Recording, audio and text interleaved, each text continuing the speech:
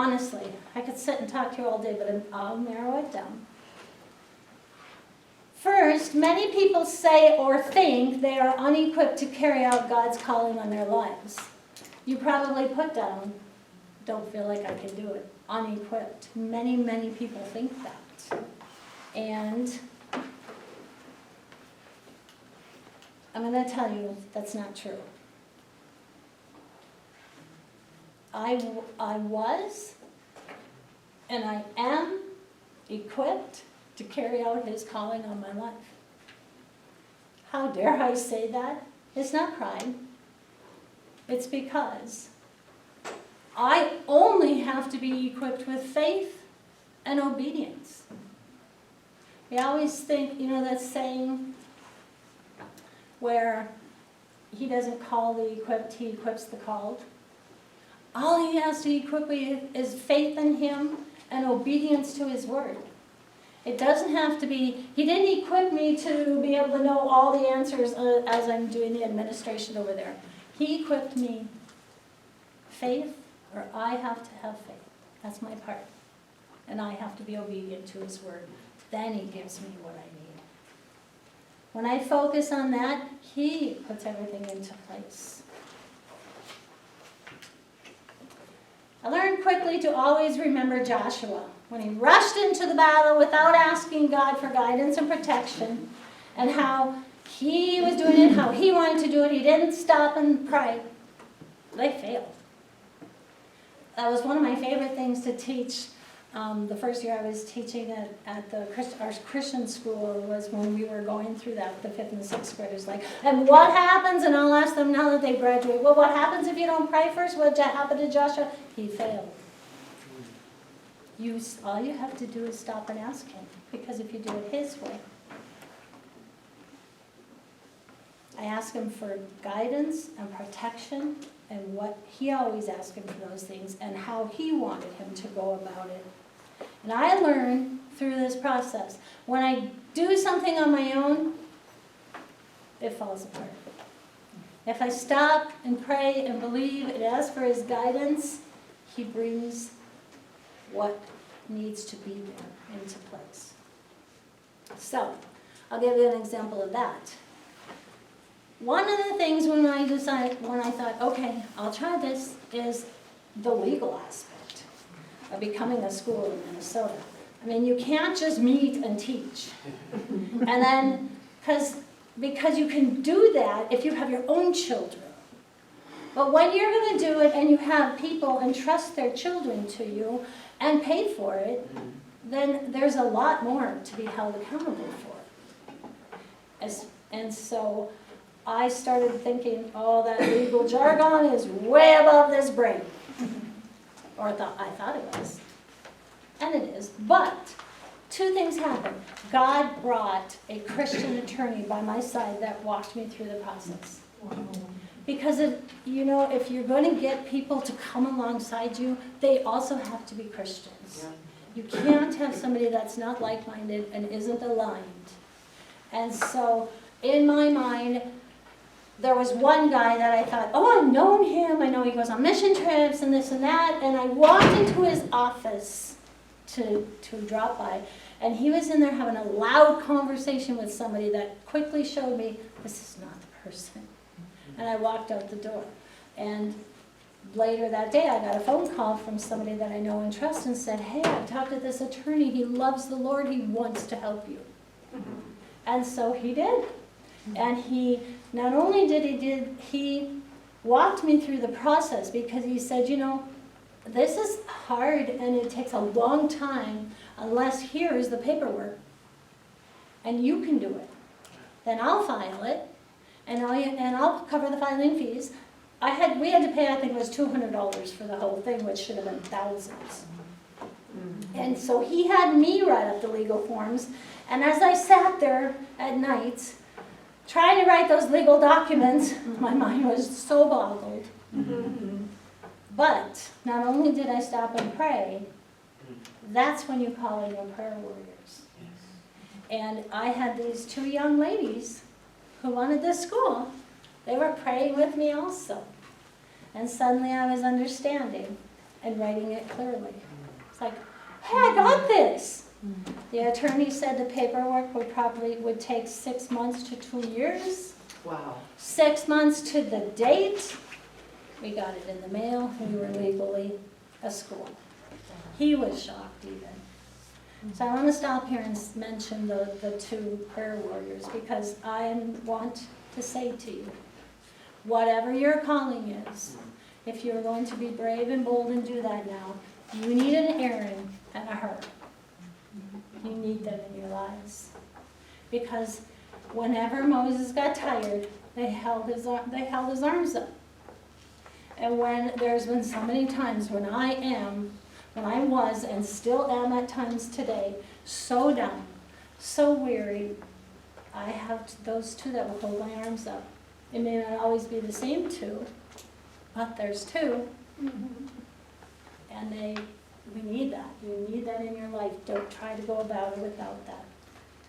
So, things happened pretty quickly after that. Someone approached me and said they heard about what I was going to do. It baffles me how people even heard these things, but thank you, Jesus. And he said, hey, I have somebody who wants to help you financially. Well, there was a group of us that were meeting, and we each put in like a couple $100. That's all we had. And so we thought, okay, we got the legal work done. We don't have any money. We can't start the school without the curriculum. We even had kids enrolled that wanted to come. We knew their parents wanted to send them, but we didn't have any. So she wants to help you get started financially. Wow. That was a big blessing that took the place of a big dilemma. Because then we were able to buy the curriculum, get other things rolling. Now our second one was we were ready to open, but we didn't have a place. Because we were so set on where we thought it should be, and God had a totally different idea in mind, of course. But so I was praying, and I'm not making this up. You can't make this stuff up, you guys. In one day, 3 different pastors called, 3 different churches, and said, have the school here. Again, a big dilemma was replaced by a big blessing. So we started the school. After 1.5 years, we outgrew that church and needed something bigger. So there was a building available, but there was, and if you can see my notes, it's capital letters. There was no way we could afford it. For one, we don't take federal funding. We don't take state funding. We don't take out any kind of loans. If we don't have the money, we don't do it. It's just we believe that's God's way, how He wants us to do this. So I had asked them, and they said, well, the church has a lien on it. But the church that had a lien on this building was $480,000. And they came back with, but if you have the money in 6 weeks, this was October when I asked them, they needed the money in December. We're going to bring it down to $135,000. And again, I thought, that's fabulous, but we don't have any money. So, we believe that if God wanted us to have this, He would provide a way. So we invited 50 people to come, no, I'm sorry, it was 60 people to come to a spaghetti lunch where I was going to give the presentation in that building so they could see it. And we're standing there, we're ready to come, and there was 10 people. I mean, we're ready to start, because it was supposed to start at 1 o'clock, and it was like 1 o'clock. And there were 10 people, so I stood at the window and I prayed, God, if you bring 3 more people, we'll go forward with this. And immediately our car pulled in with a couple, and then this little lady drove up. And she came up to the door and said, I heard there's some food here today. Can I come in? I said, absolutely. Because she was the 13th person.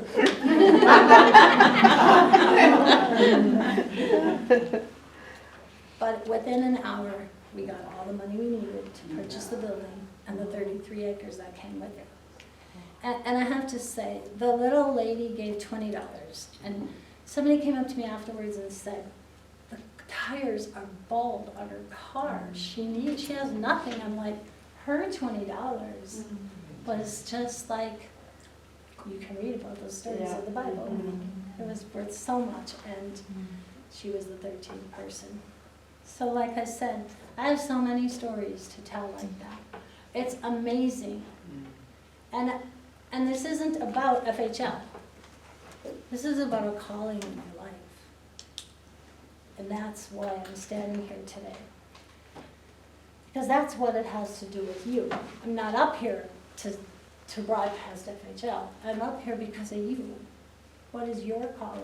And let God bless you in that. God loves you. I mean, He truly loves you. He does. So don't settle for less.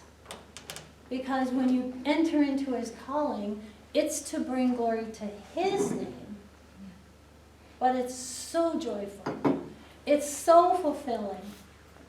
It will just, on your deepest, darkest times, it just lifts you up. Because that's what He does. The other point of it is, don't let your past get in the way. Just, there's nothing that He can't forgive and push out of the way. If you think about stories in the Bible, Moses had a dark past. Samson, David, Mary Magdalene.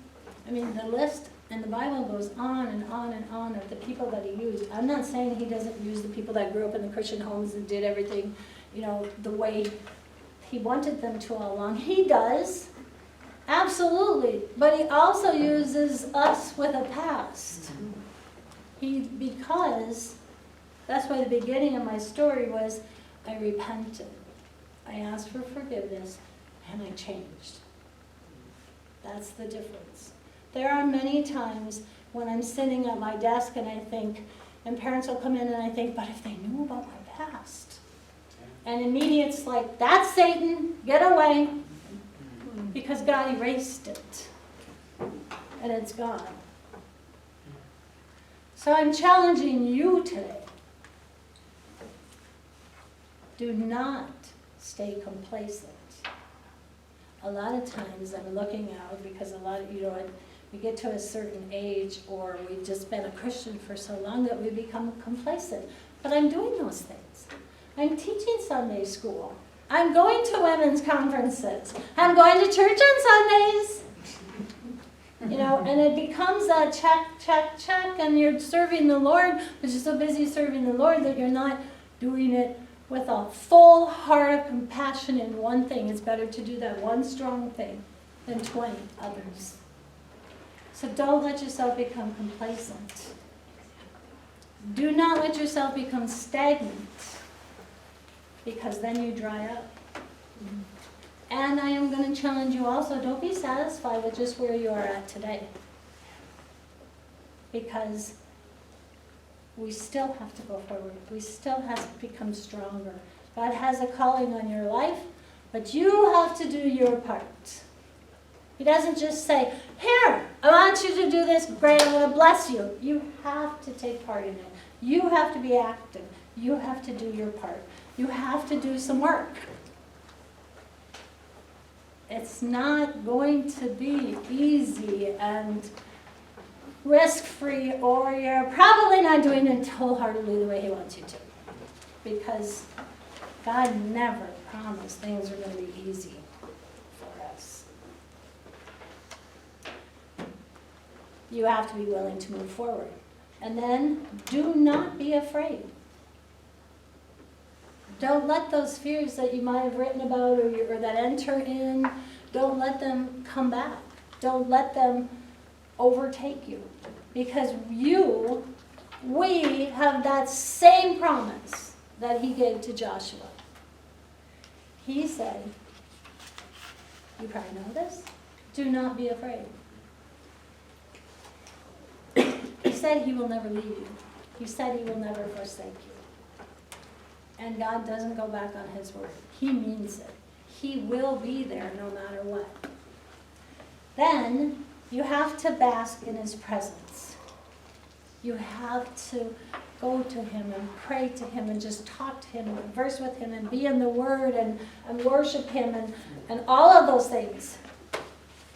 And it can't be just 5 minutes of your day. Again, oh, I did my reading this morning and I prayed, I'm good. Basking in something means you are engulfed in it. And it's how you live your life, not just that I did this because I was supposed to. And then trust in his provisions. Allow him to lead you. And this, I think, is hard for women. Allow him to love you. Because he does. Just believe that he does and allow it. Dig in deeper. If you get anything else out of this today, I want you to be ready to just dig in deeper. Ask him for more. Listen to him. I think that's one of the biggest problems, especially in today's society, is we hurry up and hurry up and hurry up. You have to take time to listen. And you have to know how to listen to God, which is a whole different lesson. But